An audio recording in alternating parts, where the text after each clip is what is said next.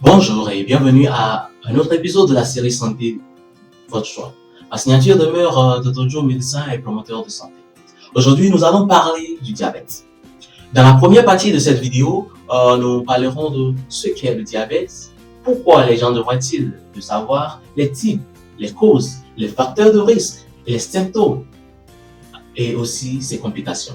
Avant de continuer, j'aimerais juste que vous sachiez que le but de cette vidéo n'est pas de vous donner des conseils médicaux, mais plutôt de vous donner des informations. Et avec cette information, si vous êtes capable de la comprendre, alors vous pourrez faire des choix qui, espérons, vous aideront à être en meilleure santé, à vivre plus longtemps et à avoir une vie heureuse. Alors, qu'est-ce que le diabète? Le diabète est une condition dans laquelle le niveau du sucre dans votre sang est élevé. Lorsque vous mangez, une partie de votre nourriture est décomposée en sucre, aussi appelé glucose. Le sucre se déplace dans le sang vers toutes les cellules de votre corps. Maintenant, beaucoup de gens se posent ces questions. Pourquoi mon taux de glycémie est-il élevé? Comment cela se produit-il? Restez à l'écoute pour trouver la réponse.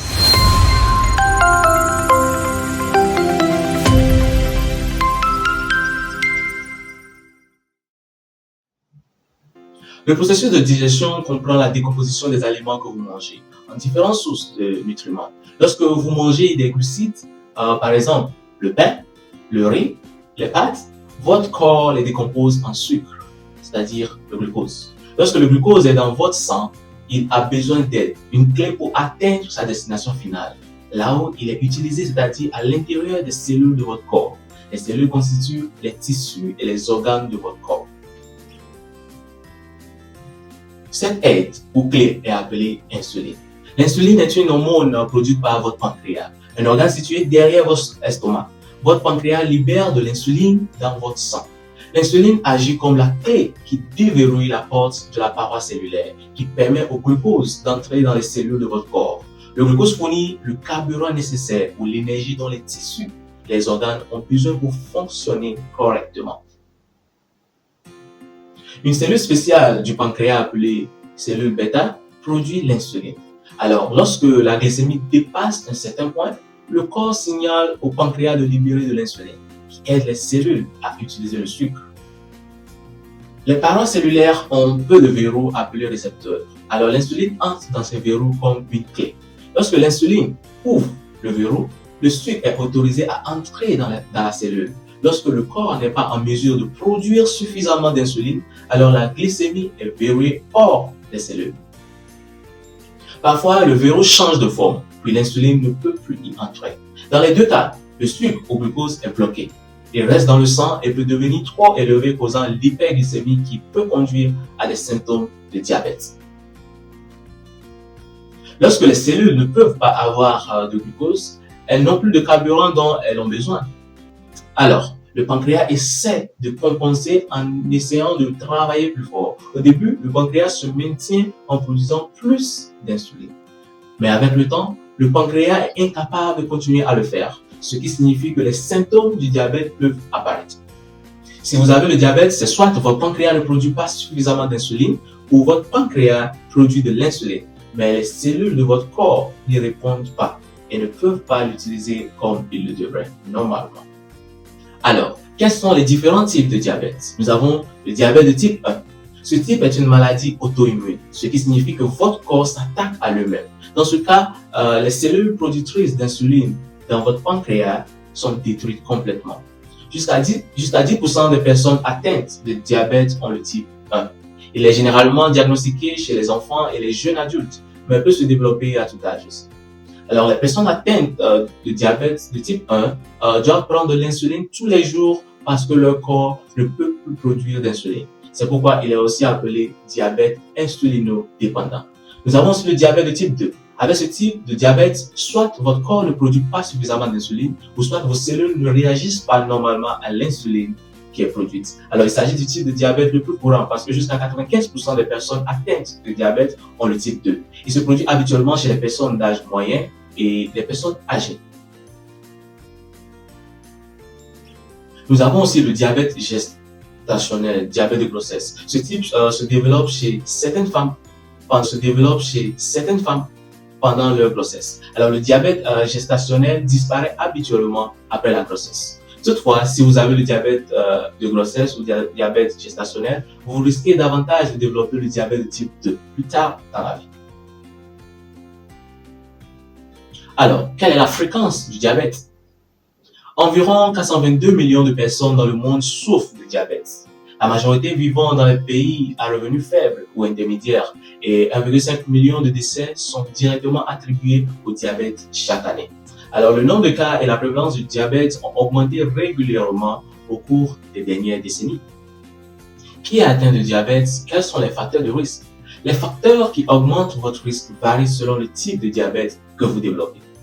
Alors, les facteurs de risque du diabète de type 1 comprennent avoir des antécédents familiaux, parents, frères et sœurs qui ont le diabète de type 1, avoir une blessure du pancréas par infection, tumeur, chirurgie ou accident, présence d'auto-anticorps, anticorps qui attaquent par erreur les tissus, les organes de votre corps, le stress physique, comme la chirurgie ou les maladies, exposition à des maladies causées par des virus, fait partie des facteurs à risque du type 1.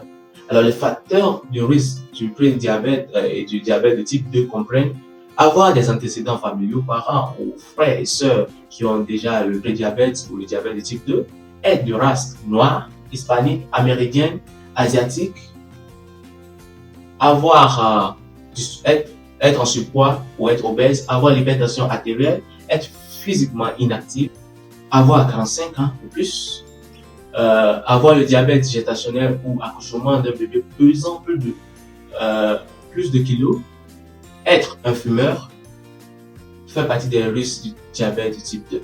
Alors, les facteurs de risque du diabète gestationnel comprennent avoir des antécédents familiaux, c'est-à-dire parents ou frères et sœurs qui ont le diabète de type 2, être afro-américain, hispanique, amérindien, asiatique-américain, être en surpoids ou être obèse, avoir l'obésité avant la grossesse, avoir plus de 25 ans font partie des risques pour le diabète de grossesse. Alors, quels sont les symptômes du diabète? Nous avons uriné souvent plus que d'habitude. Lorsqu'il y a trop de sucre dans le sang, vos reins essaient de les filtrer. Alors, ils le jettent dans votre urine, créant plus de pisse. Dans les stades plus avancés de la maladie, les nerfs endommagés autour de la vessie peuvent causer certaines personnes à sentir l'envie de pisser fréquemment ou d'uriner fréquemment, même si peu ou rien ne sort. Alors, vous avez également un risque plus élevé d'avoir des infections urinaires. Avoir soif plus souvent que d'habitude. Lorsque votre sang contient trop de sucre, votre corps retire l'eau des tissus environnants pour essayer de la diluer. Alors, cela vous laisse déshydraté et assoiffé. Certains diabétiques ont l'impression que peu importe la quantité d'eau qu'ils boivent, ils ne peuvent pas boire assez pour étancher leur soif. Avoir faim plus souvent que d'habitude. Si vous avez faim tout le temps, même après un bon et délicieux repas, cela pourrait être un signe que vos muscles et autres tissus n'obtiennent pas l'énergie qu'il faut, c'est-à-dire le glucose dont ils ont besoin à partir de la nourriture que vous mangez, parce qu'elle est dans votre sang. Alors vos muscles disent à votre cerveau qu'ils sont affamés, même si vous avez beaucoup mangé, ce qui vous rend à nouveau faim et le cycle continue. La perte de poids inhabituelle. Perdre du poids sans changer votre alimentation pourrait être un signe de diabète de type 1.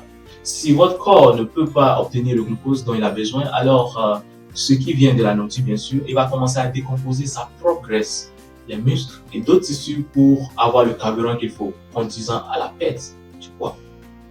Nous avons aussi les fatigues. Vous pouvez vous sentir épuisé et faible parce que votre cerveau, vos muscles et d'autres systèmes du corps ne reçoivent pas l'énergie dont ils ont besoin pour fonctionner correctement. Si vous êtes déshydraté, ça peut aussi vous fatiguer. Avoir les visions floues. L'hyperglycémie peut entraîner une fuite de liquide dans l'œil, ce qui peut faire gonfler le cristallin et causer des problèmes de concentration.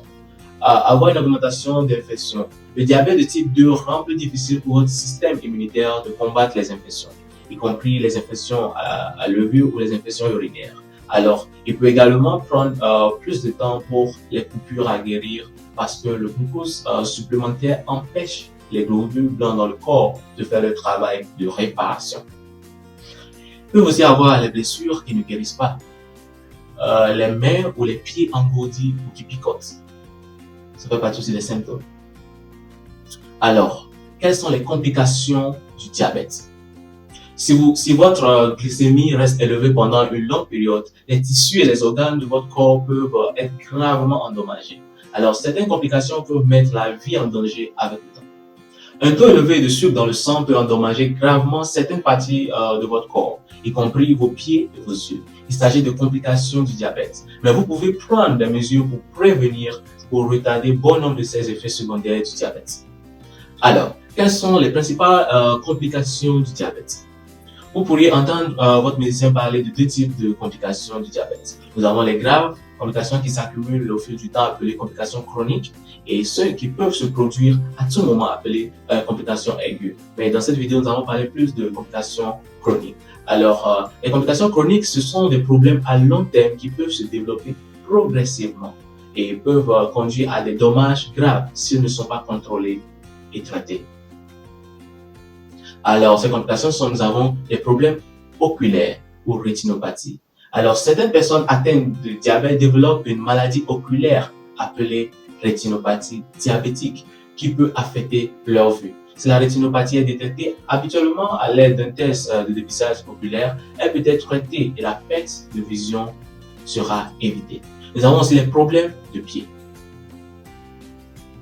Les problèmes de pied de diabète sont graves et peuvent conduire à l'amputation si elles ne sont pas traitées. Alors, les lésions nerveuses peuvent affecter la sensation dans vos pieds. Et la glycémie élevée peut endommager la circulation, ce qui ralentit les plaies et les coupures pour guérir. C'est pourquoi il est important de dire à votre médecin si vous remarquez un changement dans la façon dont vos pieds se sentent. Nous avons aussi l'amputation. Alors, les dommages causés aux vaisseaux sanguins et aux nerfs par le diabète, surtout dans les pieds, peuvent entraîner des infections graves et difficiles à traiter. Alors, l'amputation peut être nécessaire pour arrêter plutôt la propagation des infections. Alors, nous avons les crises cardiaques et accidents vasculaires cérébraux.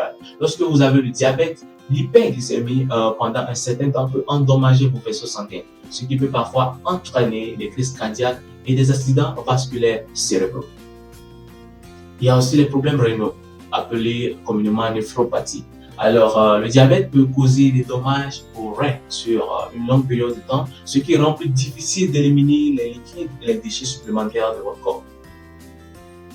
Cela est causé par une glycémie élevée et une tension artérielle élevée. On parle de néphropathie diabétique ou de maladie rénale.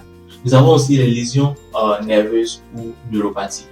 Alors, certaines personnes atteintes de diabète peuvent développer des lésions nerveuses causées par des complications de taux de glycémie élevé. Et cela peut rendre plus difficile pour les nerfs de transporter des messages entre le cerveau et chaque partie de votre corps afin qu'ils puissent affecter la façon dont vous voyez, vous entendez, vous vous sentez et vous déplacez aussi. Alors, nous avons aussi la maladie des gencives et autres problèmes buccaux. Parce que trop de sucre dans votre sang peut conduire à plus de sucre dans votre salive. Cela apporte les bactéries qui produisent de l'acide qui attaque l'émail de vos dents et endommage vos gencives. Alors, les vaisseaux sanguins de vos gencives peuvent également être endommagés, ce qui rend les gencives plus susceptibles d'être infectées. Nous avons aussi les problèmes sexuels chez les hommes, le dysfonctionnement érectile. Alors, la quantité de sang qui circule vers vos organes sexuels peut être limité, ce qui peut vous poser des difficultés à vous éveiller. Il peut conduire à la dysfonction érectile, parfois appelée impuissance. Alors, complications du diabète gestationnel. Alors, chez la mère, nous avons pré-éclampsie, c'est l'hypertension artérielle avec excès de protéines dans l'urine, gonflement des jambes, des pieds, et risque de diabète gestationnel lors de futures grossesses et risque de diabète plus tard dans la vie aussi. Et chez le nouveau-né, nous avons poids à la naissance plus élevé que la normale, faible glycémie, c'est l'hypoglycémie, et risque plus élevé de diabète de type 2 au fil du temps et peut-être aussi décès peu après la naissance. Alors, comment le diabète est-il diagnostiqué? Pour obtenir un diagnostic de diabète, il faut faire des analyses sanguines et aussi peut-être des tests supplémentaires pour déterminer le type de diabète que vous avez. Alors, un diagnostic correct est important car le traitement varie selon le type de diabète. Alors, test sanguin pour le diabète, la première étape pour obtenir un diagnostic de diabète est un test sanguin. Il existe plusieurs types possibles. Nous avons le test HbA1c ou hémoglobine glyquée. Ce test mesure le pourcentage de vos globules rouges qui ont été enrobés de glucose au cours des 2 ou 3 derniers mois. Alors, plus votre glycémie est élevée, plus votre score est élevé. Un résultat inférieur à 5,7 est considéré comme normal. 5,7 à 6,4 est prédiabétique. 6,5 est plus sujet au diabète. Alors, nous avons aussi le test de glycémie à jeun. Le sang sera prélevé le matin avant que vous ne mangez ou buviez autre chose que de l'eau. Un résultat inférieur à 100 mg par décilitre est normal. 100 à 125 mg par décilitre est prédiabétique et plus de 126 mg par décilitre indique le diabète. Alors, nous avons aussi le test de tolérance au glucose. Après avoir fait une prise de sang à jeun, vous allez boire une boisson de glucose, puis faire encore une autre prise de sang après 1 ou 2 heures. Alors, si votre glycémie est inférieure à 140 mg par DL, alors 2 heures après avoir avalé la boisson sucrée, c'est normal. Entre 140 et 199, c'est considéré comme prédiabétique et plus de 200 mg par décilitre indique le diabète. Alors, nous avons le test de glycémie aléatoire. Le sang est prélevé à tout moment de la journée, que vous ayez mangé récemment ou non. Un résultat de plus de 200 mg par décilitre signifie que vous avez le diabète. Alors, nous sommes arrivés maintenant à la fin de la première partie de cet épisode sur le diabète. Restez connectés pour la deuxième partie où nous parlerons de la façon dont elle est traitée, comment prévenir le diabète, et je vous dirai aussi quoi manger si vous avez été diagnostiqué du diabète, ainsi que d'autres conseils pour prévenir d'autres complications pour ceux qui sont diabétiques. N'oubliez pas d'aimer, de vous abonner et de partager. Merci.